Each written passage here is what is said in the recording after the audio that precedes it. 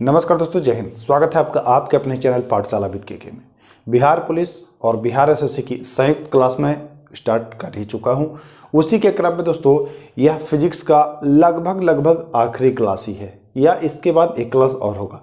इससे पहले मैंने फिजिक्स के बहुत सारे क्लास आपको प्रोवाइड करा दिए हैं। अगर नहीं देखा है तो जा करके देख लीजिए, प्लेलिस्ट बना हुआ है बिहार पुलिस साइंस करके, है ना। उसमें मैं फिजिक्स आपको शुरू से लेकर के अंत तक जितने भी बिहार पुलिस और बिहार एसएससी में जिन भी टॉपिक से पूछे आते हैं उनको मैं कवर करा चुका हूँ और बिल्कुल डिटेल में मैं पढ़ाया हूँ। यह लगभग आखिरी वीडियो होगा, या फिर एक वीडियो इसके बाद और मैं आपको उपलब्ध कराऊंगा। तो इसको अच्छे से देखिएगा। पहले आप इसका एक बार स्क्रीनशॉट ले लें, क्योंकि इसमें जो क्वेश्चन है वह इंपॉर्टेंट क्वेश्चंस हैं जो कि एग्जाम में आते हैं। एक तरफ खोज और एक तरफ वैज्ञानिक, उसके बाद कुछ इंपॉर्टेंट इधर भी क्वेश्चन आपको देखने को मिलेगा। तो सबसे पहले यहीं से क्वेश्चन बन जाता है कि भैया नाभिकीय रिएक्टर की खोज किसने की थी। तो नाभिकीय रिएक्टर की खोज अगर पूछा जाता है एग्जाम में तो आप बताएंगे एनरिको फर्मी के द्वारा इसकी खोज की गई थी। जी हाँ, एनरिको फर्मी, ठीक ना। नाभिकीय रिएक्टर इंपॉर्टेंट है, ये सारे इंपॉर्टेंट है, इस वजह से मैं लेकर के आया हूँ। दूसरा है रमन प्रभाव। अगर पूछता है कि रमन प्रभाव की खोज किसने की है या रमन प्रभाव संबंधित, तो बताएंगे कि सीवी रमन। जी हाँ, सीवी रमन संबंधित व्यक्ति हैं, ठीक ना। तैरने का नियम पूछता है दोस्तों, बहुत बार पूछा गया है कि तैरने का नियम किसने दिया था या तैरने का नियम संबंधित है, तो आप बताएंगे आर्किमिडीज। आर्किमिडीज का आपने सिद्धांत, जब मैं पढ़ा रहा था आपको आर्किमिडीज वाला चैप्टर, तो उसमें मैं बताया था इसके बारे में, तो उसको जाकर के देख लीजिए, क्लियर हो जाएगा, ठीक ना। गति विषयक नियम, न्यूटन लॉ के बारे में भी मैंने बताया है। प्रथम नियम, द्वितीय नियम, तृतीय नियम, सब कुछ मैं बताया हूं। तो गति विषयक नियम जो है वह न्यूटन ने दिया था। जी हाँ, इसकी खोज या नियम किसने दिया, तो बताएंगे न्यूटन ने दिया था। आगे चलते हैं, विद्युत आकर्षण के नियम। जी हाँ, विद्युत आकर्षण के नियम आप पढ़ेंगे कूलाम के द्वारा। किसके द्वारा दिया गया है, कूलाम के द्वारा दिया गया है, तो ध्यान दीजिएगा। परमाणु का आविष्कारक या खोज जो भी कह लीजिए, तो इसके आविष्कारक या खोज करता है जॉन डाल्टन। जी हाँ, जॉन डाल्टन है इसके आविष्कारक या खोजकर्ता, ठीक ना, एक ही चीज है दोनों। आगे चलते हैं, विद्युत चुंबकीय प्रेरण। जी हाँ, विद्युत चुंबकीय प्रेरण, तो ये संबंधित है फैराडे। फैराडे ने इसकी आविष्कार इसका किया है या फिर खोजा है, ठीक ना, ध्यान दीजिए। आवर्त सारणी, आवर्त सारणी तैयार करने वाले तो मेंडलीफ हैं। आवर्त सारणी की खोज किसने की है, तो मेंडलीफ ने की है। तो आवर्त सारणी से संबंधित मेंडलीफ है। और एक्सरे किरणें की अगर पूछे कि एक्सरे किरण की खोज करता, तो आप बताएंगे कि रॉन्टजन। कौन, रॉन्टजन है इसके खोजकर्ता या आविष्कारक। रेडियो एक्टिवता, रेडियो एक्टिवता जो है वह हेनरी बेकरेल, बहुत बार पूछा गया है, वेरी इंपॉर्टेंट है रेडियो एक्टिवता, तो ये बताएंगे हेनरी बेकरेल, ठीक ना, ध्यान दीजिएगा। रेडियम के आविष्कारक खोजकर्ता पूछे तो बताएंगे मैडम क्यूरी। जी हाँ, मैडम क्यूरी जो है वह रेडियम के खोजकर्ता आविष्कारक हैं, ध्यान दीजिएगा बच्चों। विद्युत अपघटन के नियम जो है वह फैराडे के द्वारा, माइकल फैराडे के द्वारा दिया गया है विद्युत अपघटन के नियम, ध्यान दीजिएगा। बेतार का तार, जी हाँ, बेतार का तार न जाने कितनी बार पूछा गया है ये, तो इसको बताएंगे मार्कोनी। सापेक्षता का सिद्धांत अगर पूछे तो बताएंगे आइंस्टीन, और अगर प्रकाश विद्युत प्रभाव पूछे तब भी बताएंगे आइंस्टीन ही, ठीक ना। सापेक्षता का सिद्धांत और प्रकाश विद्युत प्रभाव दोनों आइंस्टीन, याद रखिएगा।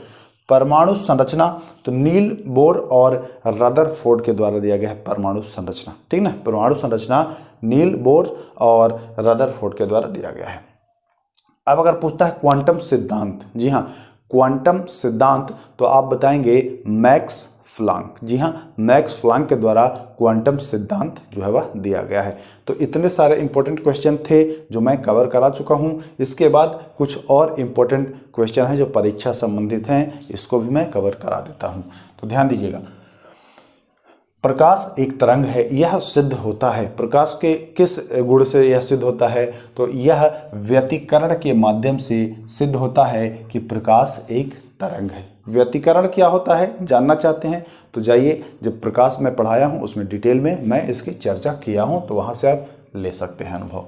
रंगीन टेलीविज़न, जी हाँ, आपने देखा है पहले ब्लैक एंड वाइट टीवी चलता था जिसमें काला और सफ़ेद के अलावा कुछ नहीं दिखता था, लेकिन आजकल आप देखते हैं कि ब्लैक एंड वाइट के जगह पर रंगीन टीवी, उसमें सब कुछ आपको जो जैसी दुनिया, रंग बिरंगी दुनिया दिखती है। इसका कारण क्या है भैया, तो इसमें कलर प्रयोग किया जाता है, प्राथमिक रंग। अब आप प्राथमिक रंग कहेंगे कि ये क्या होता है, तो देखिए जब हम आपको पढ़ा रहे थे प्रकाश, उसमें मैं आपको बताया हूँ प्राथमिक रंग लाल, हरा और नीला। जी हाँ, लाल, हरा और नीला ये है प्राथमिक रंग, ठीक ना। तो यही रंग का प्रयोग किया जाता है प्राथमिक रंग का, और इसी से मिला करके सारा रंग भी बनता है इस रंगीन टीवी में, ठीक ना। जैसे आप कभी देखते हैं पीला देखते हैं, गुलाबी देखते हैं, तो कैसे लाल, हरा, नीला से आप बना सकते हैं सारे कलर को। आगे चलते हैं। तरंगदैर्ध्य के अनुसार विकिरण, तरंगदैर्ध्य यानी वेवलेंथ के अनुसार, ये बहुत ज़्यादा इंपॉर्टेंट है, इसको आप थोड़ा सा समझिएगा। वेवलेंथ के अनुसार जो विकिरण है, तो सबसे कम वेवलेंथ किसका है और सर्वाधिक वेवलेंथ किसका है, तो ध्यान दीजिएगा। सबसे कम वेवलेंथ अगर पूछे तो गामा किरण, ठीक। उसके बाद एक्सरे, उसके बाद परावैंगनी तीसरे नंबर पर है, और दृश्य विकिरण जो है वह चौथे नंबर पर है। दोनों के बीच में होता है दृश्य विकिरण। औरक्त जो है वह 5वें नंबर पर है, माइक्रो 6वें और 7वें नंबर पर है रेडियो। यानी कि सबसे कम तरंगदैर्ध्य तो गामा किरण की, सबसे कम तरंगदैर्ध्य गामा किरण, और सबसे ज़्यादा तरंगदैर्ध्य तो वह रेडियो किरण की। अब आते हैं हम लोग आवृत्ति के अनुसार विकिरण बढ़ते क्रम में। यानी कि देखिए तरंगदैर्ध्य के विपरीत होता है आवृत्ति, जिसमें ज़्यादा तरंगदैर्ध्य होगा उसमें आवृत्ति कम होगी। तो यहाँ पर ध्यान दीजिएगा, सबसे ज़्यादा तरंगदैर्ध्य किसका है, रेडियो का, तो सबसे कम आवृत्ति किसकी होगी, रेडियो की। तो पहले नंबर पर आ जाएगा रेडियो, ठीक ना। सबसे बढ़ते क्रम में है तो सबसे पहले छोटा वाला होगा फिर बड़ा वाला होगा। तो आवृत्ति सबसे कम किसकी होती है, तो रेडियो की। उससे फिर थोड़ा सा अधिक किसका होता है, तो माइक्रो की, ठीक ना। फिर तीसरे नंबर पर कौन आता है, तो औरक्त आता है। दृश्य का स्थान वही रहता है, दृश्य का स्थान नहीं परावर्तित होता है, ठीक ना। 5वें नंबर पर आता है परावैंगनी, और 6ठे नंबर पर आता है एक्स, और 7वें नंबर पर आता है आपका गामा, ठीक ना। तो अगर आपसे पूछे कि सर्वाधिक आवृत्ति किसकी है, तो बताएंगे गामा किरण की आवृत्ति सर्वाधिक है। और पूछे कि सबसे कम वेवलेंथ वाला, तो बताएंगे कि गामा। वेवलेंथ कम है, आवृत्ति ज़्यादा है। जिसकी वेवलेंथ कम होगी आवृत्ति उसकी ज़्यादा होगी, ठीक ना। तो ये चीज़ ध्यान दीजिएगा।